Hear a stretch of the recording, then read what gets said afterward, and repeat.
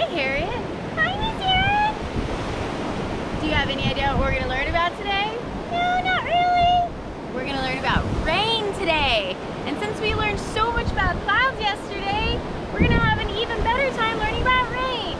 Yay, that sounds so fun. But you know what? Rain has so much to do with clouds. It does? Oh, yeah, because the rain comes from the clouds, right? That's right, it comes from the clouds. So, we're going to take another look and review some of the things that we learned yesterday about clouds. That sounds good. Wow! Wow! Yeah, for sure. You want to get in there? Don't really see very many other types. See some grayer skies over here. Want to see? Oh, yeah. Harriet, did you know that the different types of clouds really can help you tell a lot about the weather? Yeah, I think I did. Okay, well let's go over some of the clouds that we learned about yesterday and see what types of weather that they may bring, okay? And let's see if you can identify what they are. Okay, that sounds fun. All right, are you ready? Uh-huh, I'm ready. All right, here's your first cloud. Check it out, what is it? Do you kids at home know what that is? What does it look like? It looks like feathers. Yeah, it does kind of look like feathers, huh? And it looks like feathers in the sky also. So can you take a guess? What is it? I think it's a cirrus cloud. That's right, a cirrus cloud. The water vapors that make up this cloud are high in the sky where the air is colder and ice crystals form. Oh, that's awesome. I like cirrus cloud. Okay, I'm ready. What kind of cloud is this?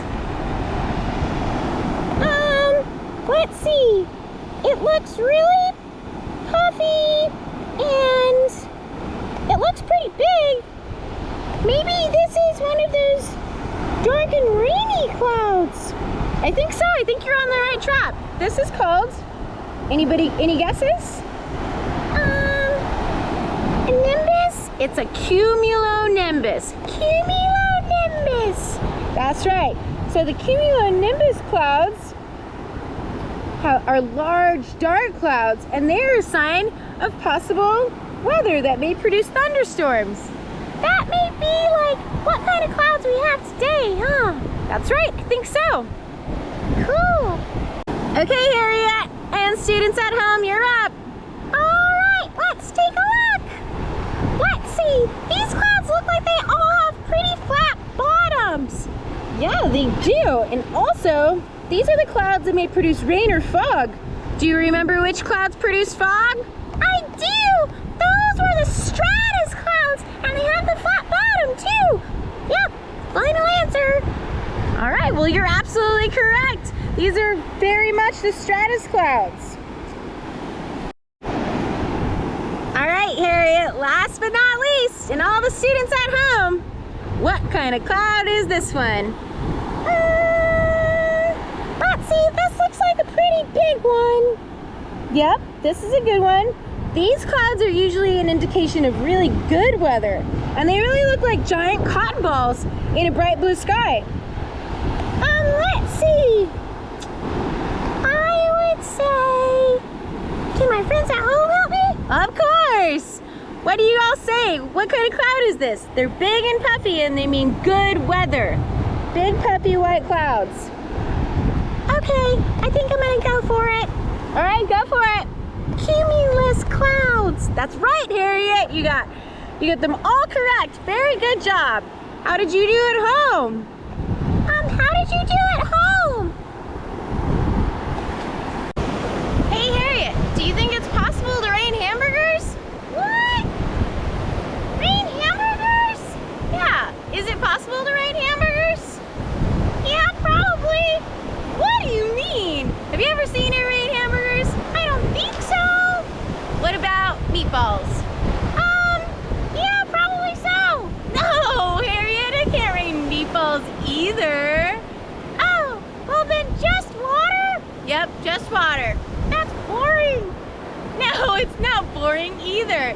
When we're learning weather, Harriet, you have to learn all the different types of clouds. And we've learned a good majority of them, okay? Yeah, that sounds good. Hey, Harriet, have you ever watched the news?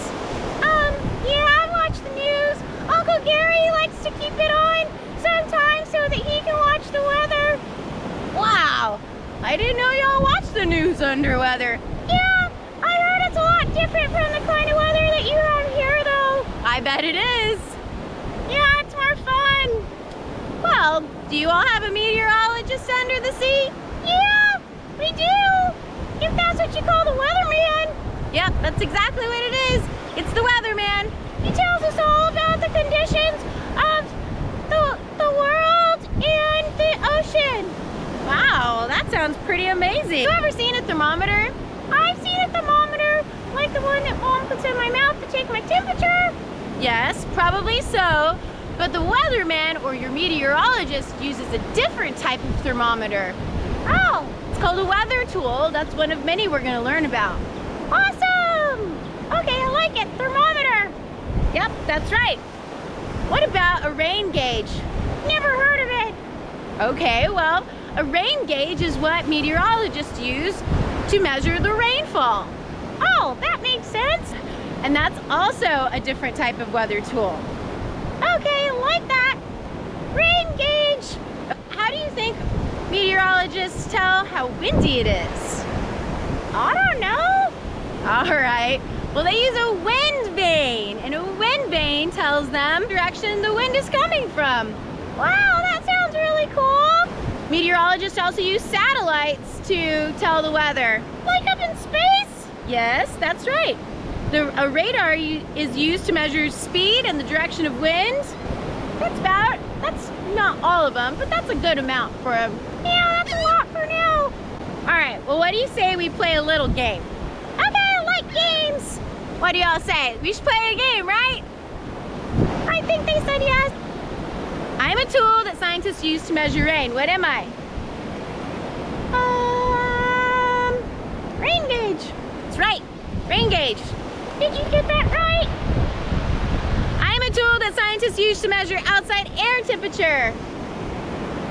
What do you think? What is it? You better say it. I think it's a thermometer, Miss Aarin. Yes, you're right, it's a thermometer. And lastly, I'm a tool to measure direction of wind. She said two things, the wind vane and the satellite. But she didn't say that it measures speed. So what do you think? I'm gonna go with wind vane.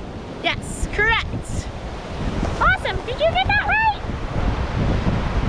All right, so I'm a tool that scientists use to measure speed and the direction of wind. What am I? Last one. I think it's a satellite. Yes, a satellite. Wow, we did so good with all of our questions and answers today, don't you think? Yeah, how'd you do? I bet they did really good too. Harriet, do you think all the kids at home want to play a game? Yeah, I'm pretty sure they do. Do you want to play a game? I think they said yes too. I think so. Okay, what's the game, Miss Aarin? All right, so the game is, I'm gonna say a word, and if it's a scientific tool that I say, I want you to stand up. If it's a name of a weather condition, then I want you to sit down. Okay, weather tools, stand up, and weather conditions, sit down. Yep, that's exactly right. Are you ready? Ready? Okay, the first word, rainy, stormy, sunny, warm, rain gauge, rain, thermometer, snowy, foggy, wind vane, radar, foggy, satellite, wind vane, breezy. Do-do-do. I really love using your cloud watcher, Miss Aarin. Well, cool. I think it's a really nifty tool. Yeah, you can really see all those cumulonimbus clouds out there today. Yeah, you really can. They're full. We might have some rainfall today. Wow, cool. That means Harriet and the kids could probably use their rain gauge. Our rain gauge looks like. That's a rain gauge? It is. It's very simple to make. You just want to find a container that potentially has a flat bottom on it. And then you can tape off the top if you don't want to. You don't have to. And then you take a ruler. You can even make your own like I did. And you just tape it in there. Then you just set it out for all of the rain to fall in. And then you can measure it. That sounds awesome. It is. It's really awesome. And then you can even chart, if you'd like, how much rain you get in one day. You'll be surprised for as much rain as it falls that in this one area, it's not going to fall, not going to be super full. Oh, wow. You know, that's something that we didn't really talk about. When rain falls, do you think that it falls evenly across the entire world? No, probably not. Why do you say that? Because it may be raining in Brownsville or Austin or San Antonio, but not here. That's right. It may not be raining here. And that happens a lot. That means that in some places, they're not really getting as much rain as they need. And then it dries up, and then they're in what we call a drought. Oh. Yeah, do you get that, Harriet? Yeah, I think so. A drought, because they're not getting much rain. Yep, exactly. All right, so Harriet, I'm gonna have you stand by over here and watch me while I teach this rain gauge. I mean, this lesson on making rain in a jar. Okay, now it's time to make rain in a jar. Okay, first we're gonna take our water. We're gonna pour it into an empty jar. We're gonna take some shaving cream, give it a really good shake. And then squeeze it in there like that. And this is supposed to look like a cloud. And it really does a really good job looking like a cloud. And our dye in our water, this is gonna resemble the rain. So, you know, this is what happens when clouds get really, really full. It starts to rain. So you can either use your dye and start making it drip like this. Eventually you'll see that it drips all the way down into there. You can see right here in the front. Or you can do like this, and you can stick this in there, and boom, you can make it really really rain. See that? And that is your beautiful rain in a jar. Miss Aarin, what are you doing?